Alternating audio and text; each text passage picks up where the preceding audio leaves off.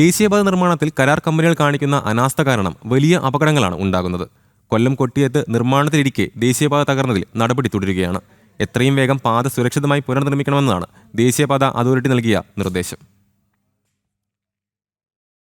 വൈകുന്നേരം ഒരു 4 മണി. സ്കൂൾ വാഹനങ്ങൾ ഉൾപ്പെടെ നിരത്തിലൂടെ ഓടുന്ന തിരക്കേറിയ സമയത്താണ് വലിയൊരു ശബ്ദം കേട്ട് എല്ലാവരും ഓടിയെത്തുന്നത്.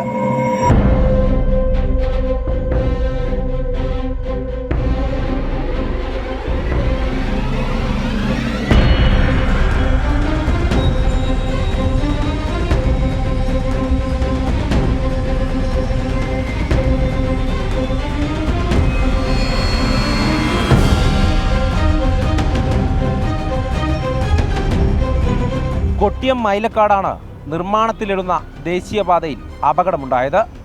സംരക്ഷണ ഭിത്തികൾ ഇടിഞ്ഞതാണോ? സർവീസ് റോഡും തകർന്നു. നിരവധി വാഹനങ്ങൾ ഈ സർവീസ് റോഡിൽ കുടുങ്ങിക്കിടന്നു.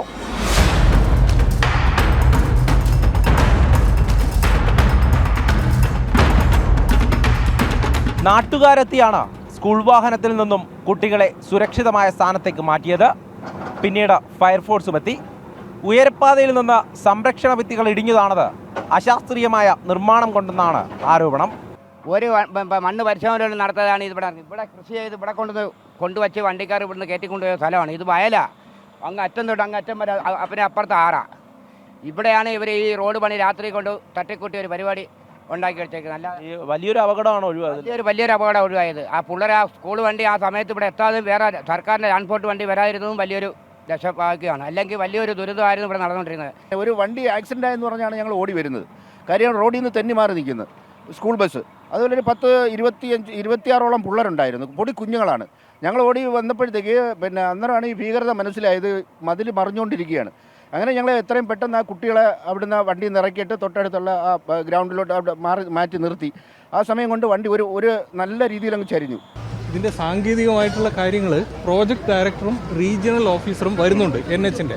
അവരേതാണ്ട് ഒരു 15 മിനിറ്റിനകം എത്തുമെന്നാണ് അറിയിച്ചിരിക്കുന്നത്. ഇപ്പോൾ ഞാൻ വിളിച്ചു. അപ്പോൾ അവരെത്തിക്കഴിഞ്ഞാൽ ഇത് സാങ്കേതികമായിട്ട് പിന്നെ ഇതിനെന്താ സംഭവിച്ചതെന്നുള്ളത് പറയും. കൂടാതെ ഇതിന് എന്താണ് പരിഹരിക്കാനുള്ള നടപടികൾ അവർ ഇവിടെ എത്തിക്കഴിഞ്ഞാൽ അതും കൂടി അവർ അനൗൺസ് ചെയ്യും. Getting it investigated पूरा in detail कि why this incident has taken place.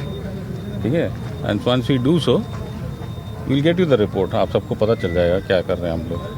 But give us some time. हम लोग इसको investigate करके we'll get back to you on this thing. ഈ മണ്ണ് അടിയുറപ്പുള്ള മണ്ണല്ല. 20 വർഷത്തിന് മുമ്പ് ഒരു ഹൈവേയുടെ ഇൻസ്ട്രക്ഷൻ വന്നു. കാര്യം നമ്മുടെ ഈ കലങ്ങ് ചെറിയ കലങ്ങായതുകൊണ്ട് ഈ കലങ്ങിന് വീതി കൂട്ടാൻ വേണ്ടി ഒരു എക്സ്റ്റൻഷൻ വന്നിരുന്നു. ആ എക്സ്റ്റൻഷൻ വന്നപ്പോൾ അന്ന് കൊടുത്ത കോൺട്രാക്റ്റ് ഇവിടെ ഈ സൈഡ് മൊത്തം മണ്ണിറക്കിയായിരുന്നു. ഈ മണ്ണിറക്കിയതിൻ്റെ ഫലമായിട്ട് ആ മണ്ണിറക്കി ഡോളർ ഓടിച്ചപ്പം ഈ മണ്ണ് പെയ്യ നീങ്ങി അങ്ങനെ ഉയർന്നു വന്നതാണ്. ആ നിൽക്കുന്ന തെങ്ങ് മുതൽ ഇങ്ങേ അറ്റം വരെ ഇത്രയും ഏതാണ്ട് ഒരു 30-40 സെൻറ്റുകളും ഈ മണ്ണിട്ടതിൻ്റെ ഫലമായിട്ട് ഈ മണ്ണ് നീങ്ങി അവിടെ ഉയർന്നു. ആ ഉയർന്നപ്പം ആ നിലം അവർ കരയാക്കി പതിച്ചെടുത്ത് അവിടെ തെങ്ങ് വെച്ചു, അപ്പുറത്ത് കട വെച്ചു, ഇതെല്ലാം ചെയ്തത്. അപ്പം ഈ മണ്ണ് ഉറപ്പ് ഇല്ല എന്നുള്ളത് ഈ വർക്ക് എടുത്തവർക്ക് എല്ലാവർക്കും അറിയാം. ചതുപ്പ് പ്രദേശമാണിവിടം. കരാർ കമ്പനിയായ ശിവാലയ കൺസ്ട്രക്ഷൻ്റെ അശാസ്ത്രീയമായ നിർമ്മാണത്തെ നാട്ടുകാർ ചൂണ്ടിക്കാണിച്ചു. കളക്ടറും ജനപ്രതിനിധികളുമടക്കം സ്ഥലത്തേക്കെത്തി. എത്രയും വേഗം പാത പുനർനിർമ്മിക്കണമെന്ന് ദേശീയപാത അതോറിറ്റി നിർദ്ദേശം നൽകി.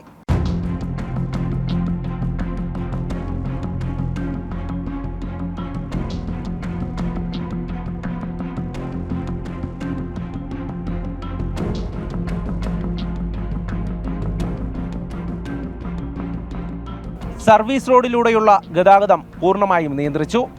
ഉയരപ്പാതയിലെ മണ്ണ് നീക്കുന്ന നടപടിക്രമങ്ങൾ തുടരുകയാണ്. പുനർനിർമ്മിക്കുന്ന ദേശീയപാതയിൽ പൂർണ്ണ സുരക്ഷിതത്വം ഉറപ്പുവരുത്തണമെന്നതാണ് ജനങ്ങളുടെ ആവശ്യം. ബിജു പരൂരിനൊപ്പം എം മനോജ്, ജനം, കൊല്ലം.